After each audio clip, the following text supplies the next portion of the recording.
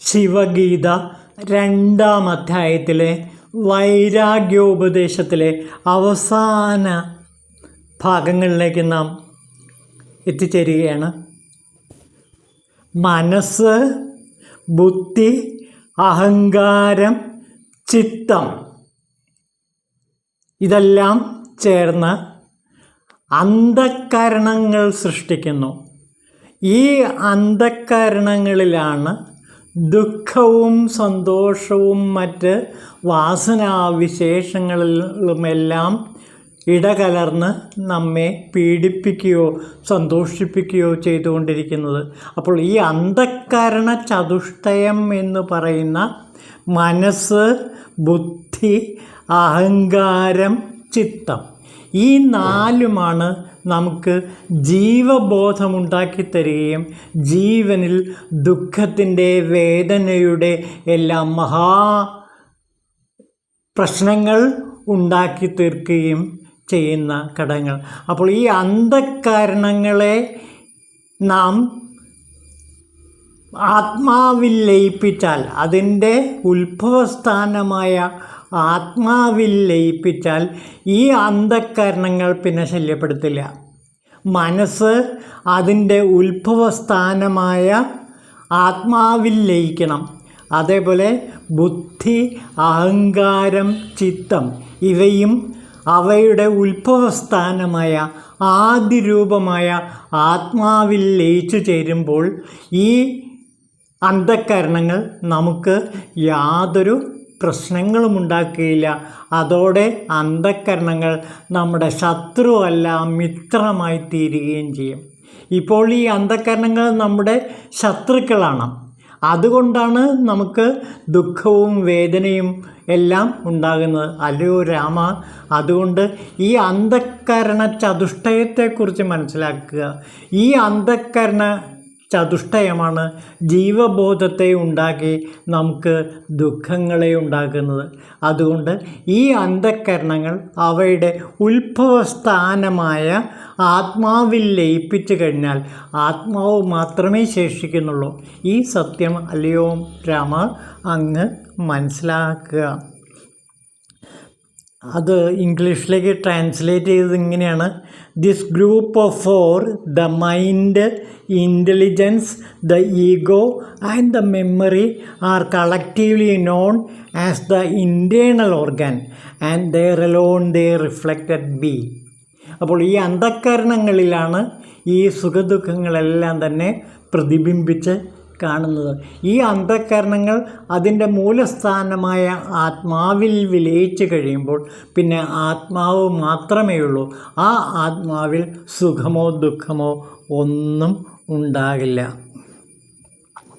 തുടർന്ന് ജീവൻ്റെ അവസ്ഥാവിശേഷങ്ങളെക്കുറിച്ച് അഗസ്ത്യ മഹാമുനി ശ്രീരാമചന്ദ്രന് വിശദീകരിച്ചു കൊടുക്കുന്നു.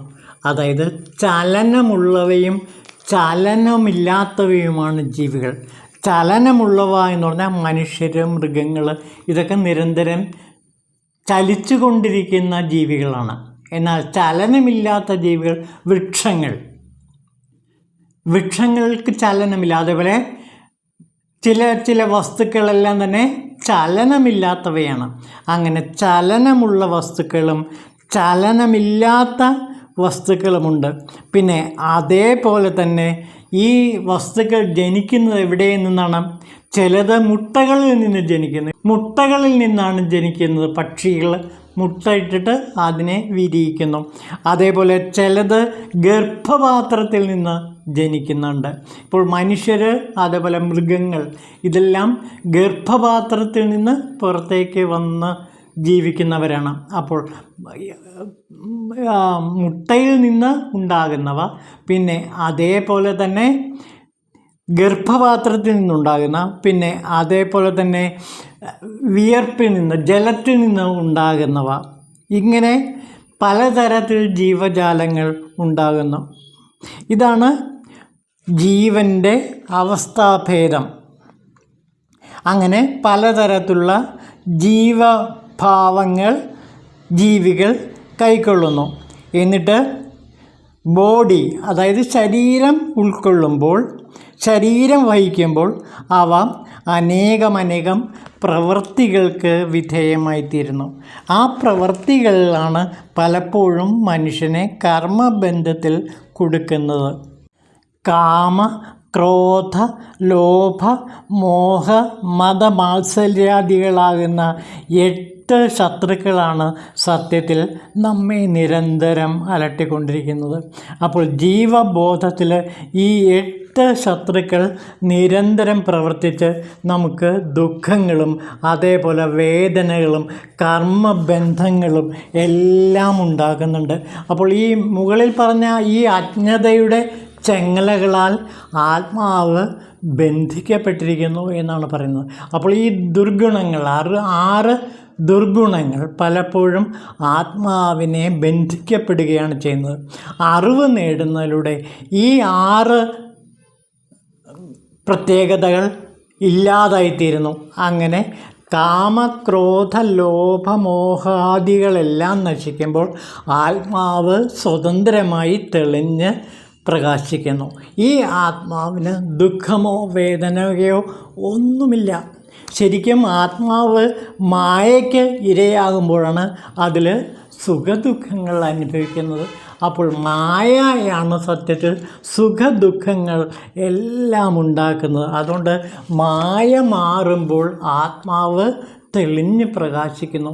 ഈ മായ ഉള്ളിടത്തോളം കാലം ജീവിതത്തിൽ ഒരുപാട് ദുഃഖങ്ങൾ അനുഭവിക്കേണ്ടി വരുന്നു.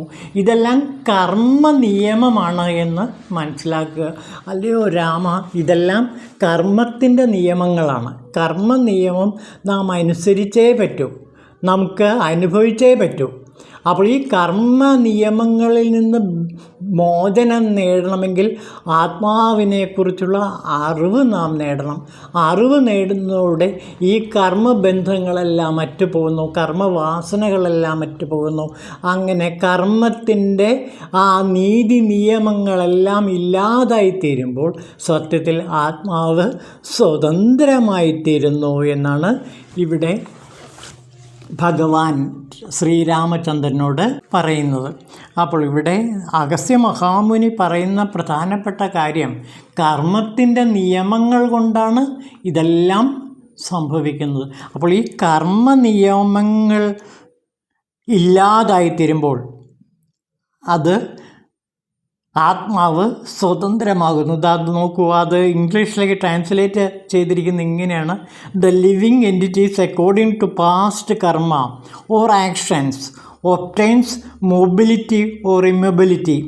Whatever body the living entity gains and all the pleasures and pains experienced by it are due to the Maya of the Supreme Lord. അപ്പോൾ ഈശ്വരൻ്റെ തന്നെ ആത്മാവിൻ്റെ തന്നെ മായാവിലാസം കൊണ്ടാണ് ഈ സുഖദുഃഖങ്ങളെല്ലാം ഉണ്ടാകുന്നത് എന്ന് മനസ്സിലാക്കുക. അപ്പോൾ അന്തർമണ്ഡലങ്ങളായ ആ 4 ചതുഷ്ടയങ്ങൾ, അന്തർചതുഷ്ടയങ്ങൾ ആത്മാവിൽ ലയിച്ച് കഴിയുമ്പോൾ സത്യത്തിൽ ആത്മാവ് സ്വതന്ത്രമാകുന്നു. അങ്ങനെ സ്വാതന്ത്ര്യം നേടിയ അവസ്ഥയിൽ ആത്മാവ് നിത്യപ്രകാശമായി ആത്മപ്രകാശമായി ജ്വലിച്ചു നിൽക്കുന്നു. ഈ ആത്മപ്രകാശത്തിൽ സുഖങ്ങളോ ദുഃഖങ്ങളോ ഒന്നും അനുഭവിക്കേണ്ടി വരില്ല. അത് നമ്മെ ഏശുകയുമില്ല. അപ്പോൾ ഇവിടെ ഈ മായയുടെ പ്രത്യേകത കൊണ്ടാണ് ഇതൊക്കെ സംഭവിക്കുന്നത് എന്ന് സത്യം മനസ്സിലാക്കുക. മായ മാറിക്കഴിഞ്ഞാൽ ആത്മാവ് നിതാന്തമായി പ്രകാശിച്ചുകൊണ്ടേയിരിക്കും. ഈ സത്യമാണ് ഈ 2-ാം അധ്യായത്തിൽ പ്രധാനമായിട്ടും വിവരിക്കപ്പെടുന്നത്. അപ്പോൾ അഗസ്ത്യ മഹാമുനി പറയുന്നതിൻ്റെ രത്ന ചുരുക്കം ഇതാണ്: അന്തർമണ്ഡലങ്ങളാണ് സത്യത്തിൽ നമ്മെ അലട്ടിക്കൊണ്ടിരിക്കുന്നത്. അതായത് മനോബുദ്ധി അഹങ്കാര ചിത്തങ്ങൾ എന്ന ഈ 4 നമ്മുടെ ഏറ്റവും വലിയ ശത്രുക്കൾ. ഈ ശത്രുക്കളെ നമുക്ക് മിത്രങ്ങളാക്കാൻ എളുപ്പമാണ്.